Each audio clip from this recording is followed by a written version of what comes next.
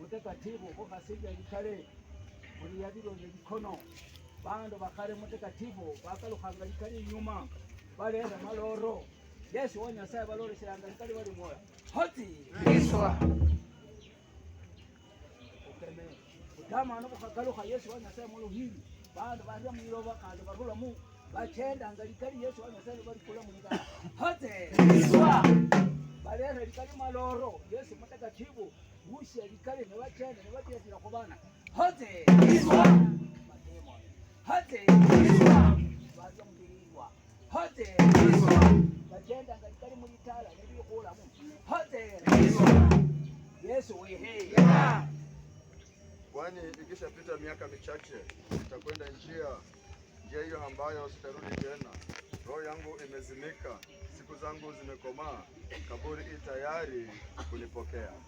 Sande yao Wanyasaye mutakatifu umanyalikale ikono yali kushibala ya chenda matiho keka matiho hera shilido shenya kumubukula mulitali Yesu mwana wa Nyasaye. Amen.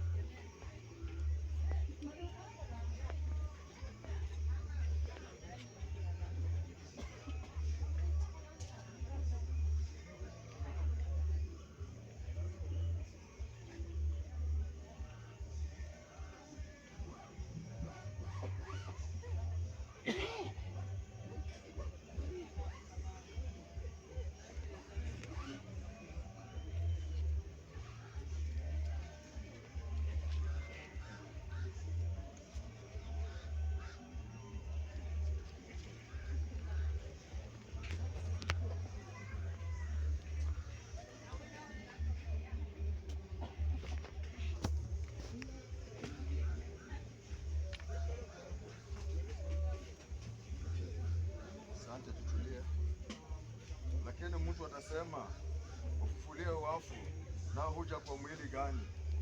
Mpumbavu, uipandayo haukii, isipokuwa hayo upandayo upalilia mwili ule utokayo ule wa chembe, utupwa hiyo ngao ivikao, lakini Mungu uipa mwili kama ule upendao, na kila aina ya mbegu ya mwili wake, Nyama yote si nyama moja tu.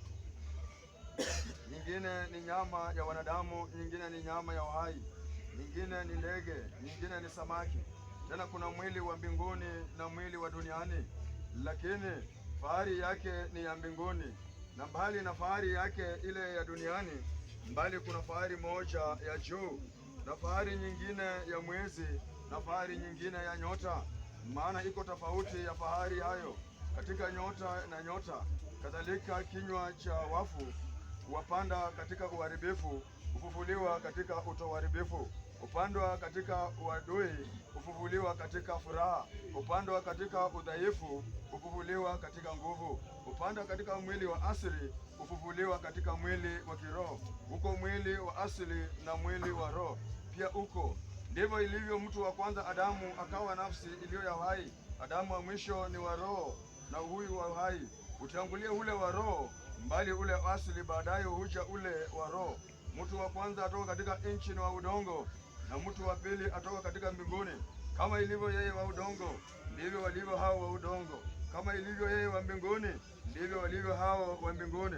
Na kama tulivyochukua sura yake, na yule wa udongo kadhalika alichukua sura yake yeye aliye wa mbinguni. Najua ya kwamba siku zako zimekamilika. Warula humalova ikoshe mberi kwoko mberi wa Nyasaye. Asante Baba Mwenyezi Mungu, tunakushukuru. Wewe ni Mungu. Tazama Likono amelazwa katika nyumba yake ya milele na milele.